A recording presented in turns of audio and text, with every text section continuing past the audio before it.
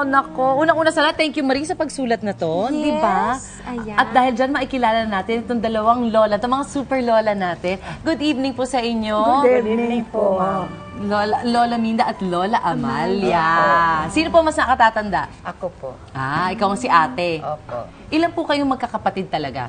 4 po. At ang iba? Nasa probinsya po. Sagot ka naman. Okay. Kayo lang ho ang nandito sa Maynila. Opo. Ano po ang probinsya nyo? Bicol. Bicol. Or saan ho ba kayo nakatira? Kayong dalawa lang din po ba sa bahay? Opo.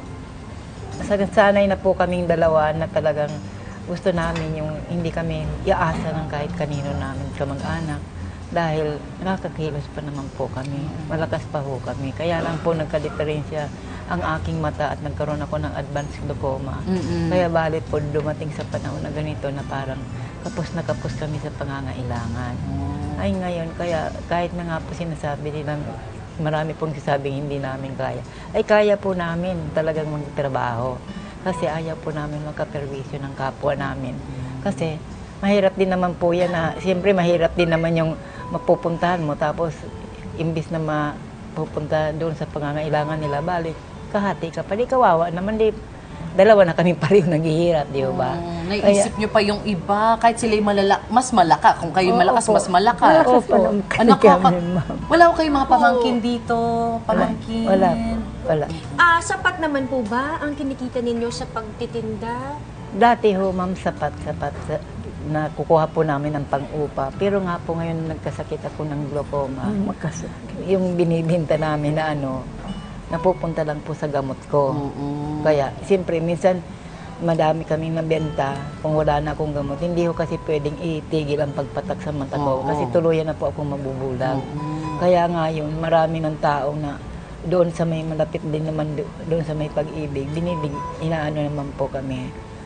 Bali pag nalaman nilang wala na akong pangpatak, bawat empleyado, bali nag-oobligasyon na nilang kung sino ang magkaroon ng panahon na asikasuhin kami, binibili po nila ang gamot ko. Ay, nakakatuwa. Kaya ganun po ang nangyari. Nung nung araw na yun, isang araw po, nagliligpit kami ng tinda. Bitbit ko yung bag ko at daladala ko yung tray. Aakit po ako doon sa may pag-ibig at doon kami umuupo doon habang nagtatantay ng sasakyan. Ngayon po, nahulog ko yung tray. Si Marie nagbabantay ng taxi. Napalingon ngayon siya. Napalingon ho siya. Tapos, siyempre mahina po ang mata ko. Kinakapa ko. Tapos, sabi niya, siya na po nagdampot. Sabi niya, Lola, gusto mo ba ng tulong? Sabi ko, oo. Sabi ko lang ganyan. Ano bang tulong ang gusto mo? Sabi niya.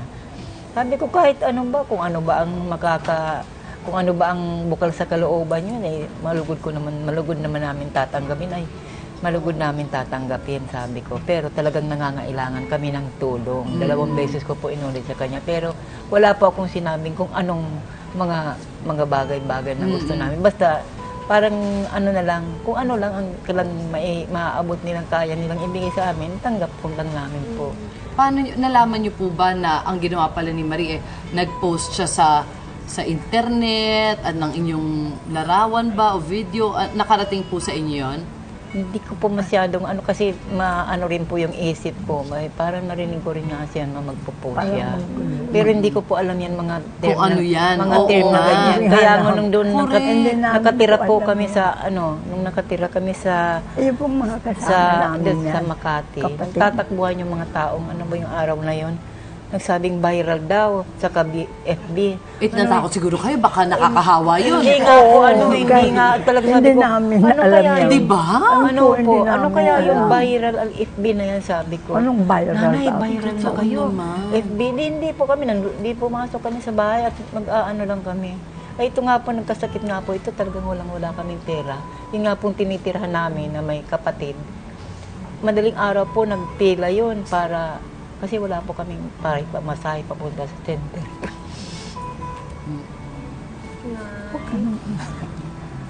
Huwag na. Yung hindi ko nga maanong masyado yung po si Mar talaga nilapitan kami. Talagang sa puso niya man na talagang gusto niya po kaming matulungan. Kaya yan na po, pinicturan lang po kami. Kaya yan, akala namin kung ano lang talaga, kung ano lang maano na. Hindi naman sinabi kung Para upload saan? yan. O Wala ano ba na. yun? Oo. Ayun nung mga nasa ano na, yung magtitinda na naman po kami. Na ano, mayroon na nagsasabi yan nga ang mga upload, ay ano yung Tama naman, viral. upload, correct. Ano yan, FB yan. Hindi po namin alam ang meaning. Yun ang na ano, ma-explain na, ganun pala Oo, iba na po talaga ang panahon ngayon. Ang maganda niyan, makikilala po natin kung sino itong mabuting tao na to. Dahil kasama natin yung si Marie. Yeah. Ang nag-upload. Correct. At sa FB na yan, na nagpa-viral. Ayan. Ayan. Ni nanay. Hi, Marie! Good evening po. Evening. Marie, madalas ka ba doon sumasakay doon sa may pag-ibig? Actually, hindi po talaga. Okay. Opo. May inasikaso lang po ako sa office po namin. And actually, umaga po, nandun na po ako.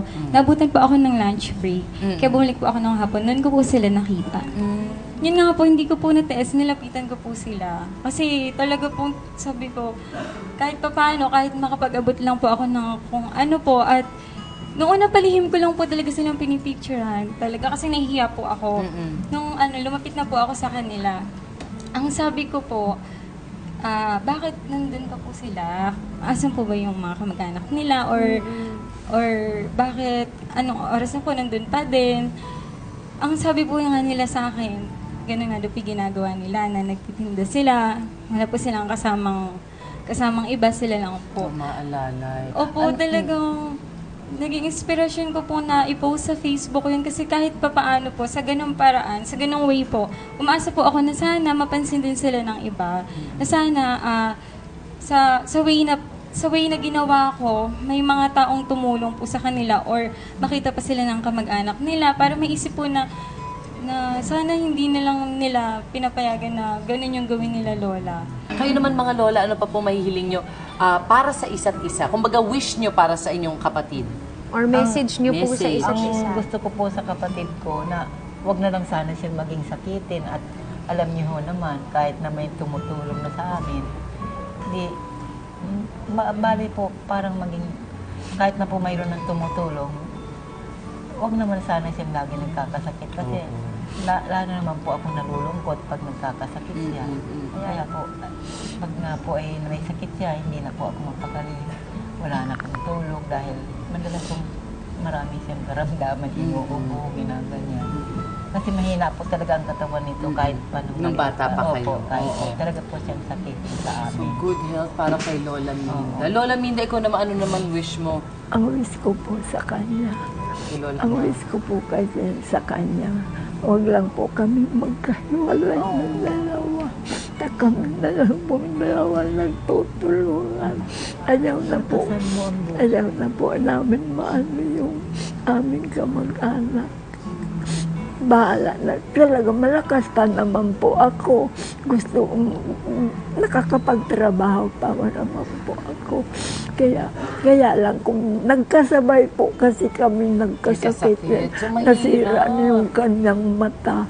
Eh di, siyempre kami na lang dalawa. Pero malakas pa po ang katawan ko. Nagagawa ko naman po yung mga gawain ko sa bahay.